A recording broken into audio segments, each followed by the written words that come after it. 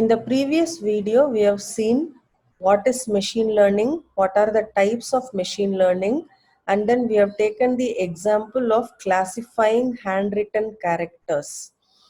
So we have seen in that example how to import the data, then how to pre-process the data, and then how to extract useful information from that data. So the next step is to build a model that will classify the characters. So to know a classification model that that we are going to build is basically going to partition the space of the predictor variables into regions. Okay, as you can see here, the predictor variables in this case are the aspect ratio and the duration. Okay, so here you can see the plot of aspect ratio versus duration. So this is the space that we have. Now this space is partitioned into different regions by the classification model. Okay, so as you can see here, this green region belongs to the character M, this blue region belongs to the character V, and the pink region belongs to the character J. Okay, so how this particular region is partitioned depends on the algorithm that we are using to do the classification, or the type of classification model that we are building. Okay, so every classification algorithm will give different results, or the partitioning regions will be different for different classification algorithm, and each region in this particular space, it is assigned one of the output classes. So next we will see how to build build a classification model. So in this case, okay, for our example, we will be building a classification model using KNN algorithm. Okay, KNN stands for K nearest neighbor algorithm. So what this algorithm will basically do is to predict, okay, the class of a data point. It will choose k nearest neighbors to that particular data point. Okay, any new data point that you want to classify, we will first find the k nearest neighbors to that particular data point, and then depending on the class of those nearest data points, we will decide what is the class of this particular new data point that we want to classify. Okay, so this is the basic concept behind k nearest neighbor algorithm. So you can see here there are two examples that are shown here. The first example is when the value of k is equal to 1. Okay, and this question mark is the new example that we need to classify. So we find which is the nearest neighbor to this particular data point. Okay, because k is equal to 1, we find only one neighbor, and we see that the nearest neighbor belongs to class A. So this new data point is classified as belonging to class A. Okay, so this is how it is done for k equal to 1. The second example that you can see here is for k equal to 3.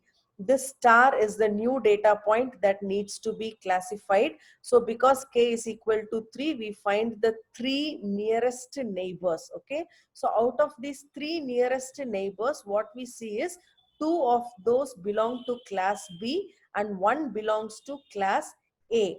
So the new data point will be classified as class B because the majority of the nearest neighbors belong to class B. Okay, so this is the basic concept behind k nearest neighbor algorithm, okay, or known as KNN algorithm.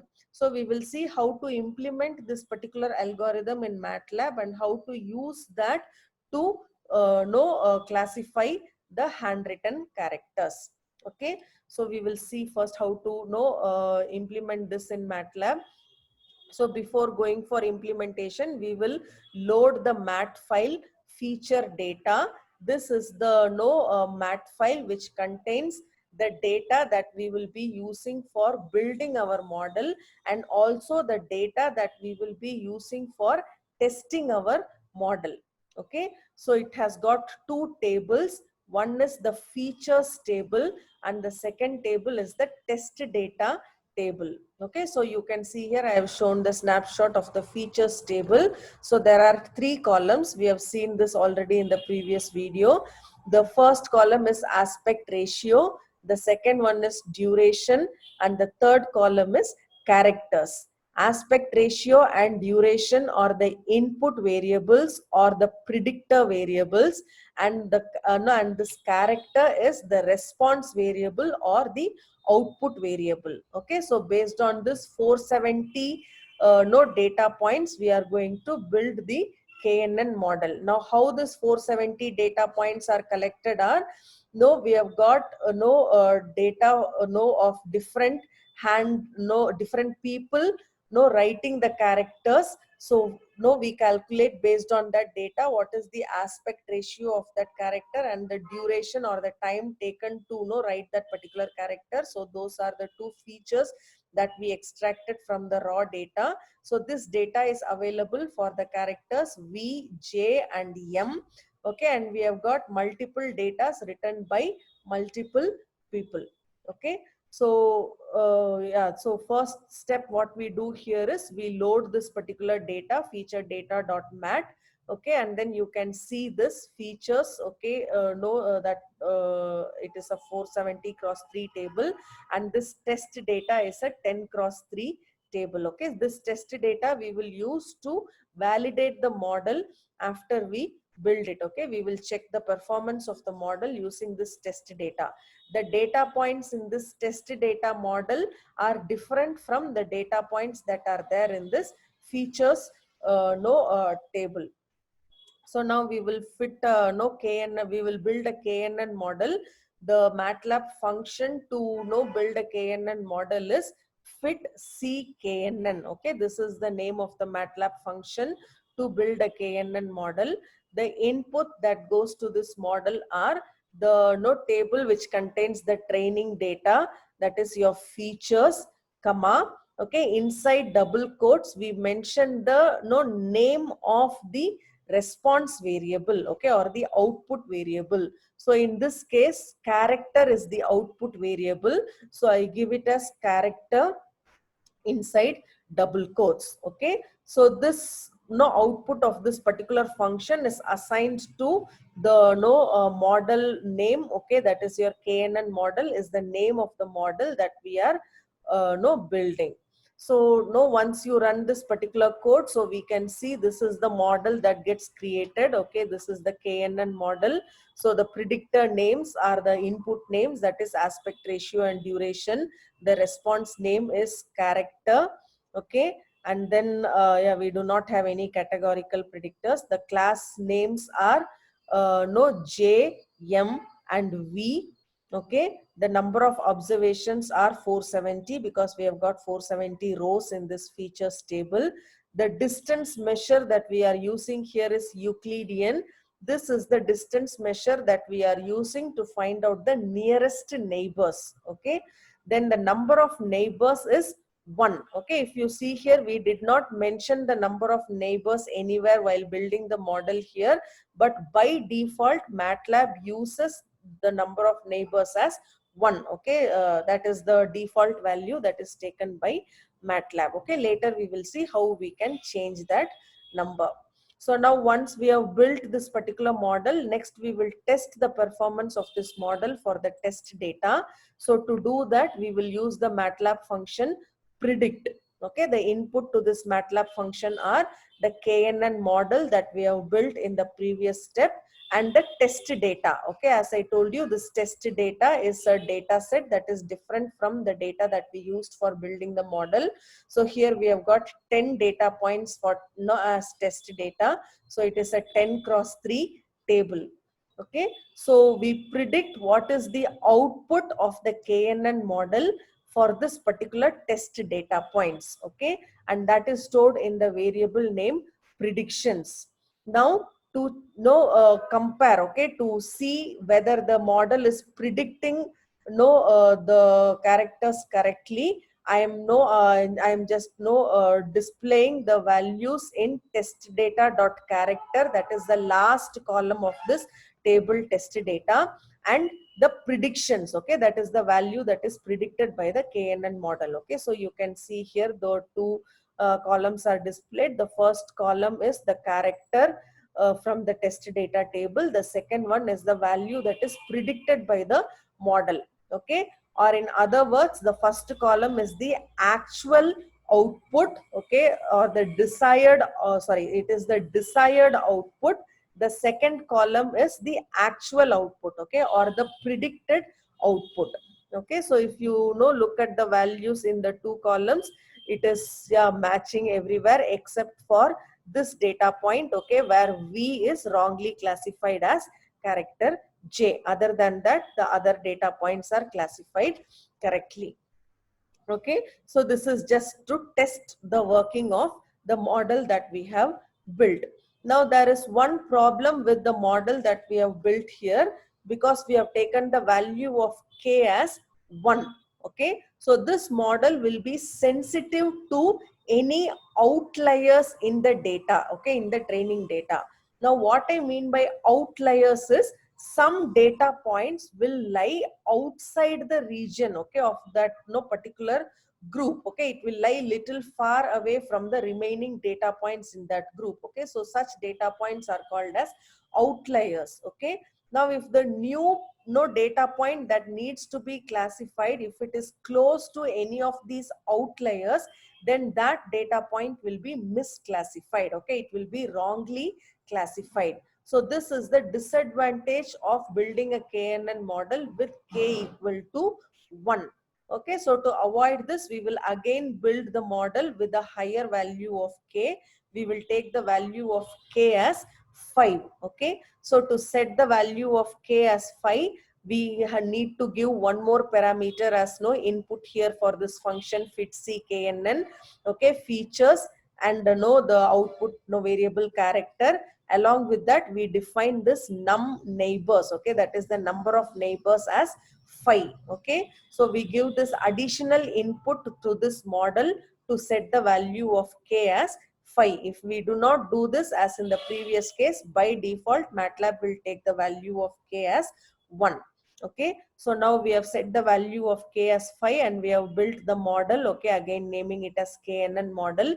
Then we are predicting what is the output of the model for the test data, and we are storing it in the variable predictions. Okay, and then I'm displaying the test data character and the predictions. Okay, just to compare and see the predictions made by the model that is built. Okay, so you can see here the KNN model details are displayed here. So you can see here the number of neighbors is 5 now. Okay, the remaining things are same as before. Now here you can see the desired output in the first column, that is test data dot character, and the predicted output. Okay, so if we compare the two columns, you can see the values, the desired output and the actual output are it is matching except for two cases. Okay, here M is classified as V and V is classified as J. Except for these two data points, okay, the remaining data points are classified correctly. Okay, now if you have to evaluate the performance, okay, of the model that we are building, okay, like this no data point to data point comparison is not no always feasible when the number of data points are huge. Okay, we need to go for some performance measures to find out the performance of the model that we are building. Okay, so there are different performance measures. The first performance measure that we will use to evaluate the model is accuracy. Okay, we are moving on to the last step. Okay, when building a model, that is after building a model, we evaluate the performance of the model. Okay, so the first performance measure that we are going to use is accuracy. So this accuracy is defined as the number of correct predictions made by the model divided by the total number of predictions. Okay, so the ratio of number of correct predictions divided by total number of predictions that is made will give us the value of accuracy. Means how accurately the model is able to predict the values. Okay, so to do that, yeah, the first three lines are same as okay what we have seen already. no building a KNN model and then predicting the value. Then we are comparing the predicted value with the desired value. Okay, so I am checking if predictions is equal to, okay, double equal to test data dot character. Okay, if the two values are equal, then this comparison will no give me a 1. If the two values are not equal, this comparison will give me a 0. Okay, so now the result of this comparison, I am storing it in the variable is correct. Okay, so this variable is correct will have an array of ones and zeros. Okay, it will have a 1 if the predicted value matches with the no character value in test data. If it doesn't match, the value in is correct will be 0. Okay, next I can calculate accuracy as the sum of the values in the array is correct. Okay, because directly when I add the no values in is correct, that is going to give me the number of correct predictions. Okay, because it is all the number of correct predictions are indicated by 1 in is correct. So when I add it, that will directly give me the number of correct predictions made by the model divided by total number of predictions. Okay, I can get the total number of predictions by counting the number of elements in the array predictions. Okay, so I use the function number of elements, NUMEL. Okay, that is number of elements in, okay, the array predictions. So sum of is correct divided by number of elements in predictions will tell me the ratio, will give me the ratio number of correct predictions divided by total number of predictions. Okay, and that I am assigning it to the variable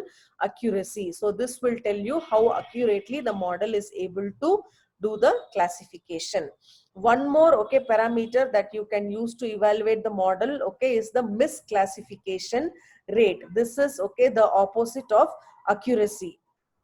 This tells us the number of wrong predictions made by the algorithm divided by total number of predictions. Okay, so this is this misclassification rate is sometimes more useful than the accuracy value. So now to calculate this misclassification rate, okay, I introduce this variable is wrong. Is wrong is assigned values by comparing the value in predictions with test data dot character. If it is not equal, then okay, is wrong becomes 1. If it is equal, then it becomes 0. Okay, I am using the comparison here as not equal. Okay, so that goes to your variable is wrong. So I can calculate the misclassification rate as the sum of is wrong, that will tell me the total number of predictions that are wrong, okay, divided by the total number of predictions, that is the number of elements in predictions. So this will give you the misclassification rate. So this is the second parameter that we can calculate to evaluate the model. Okay, so it is desired that the misclassification rate should be as low as possible.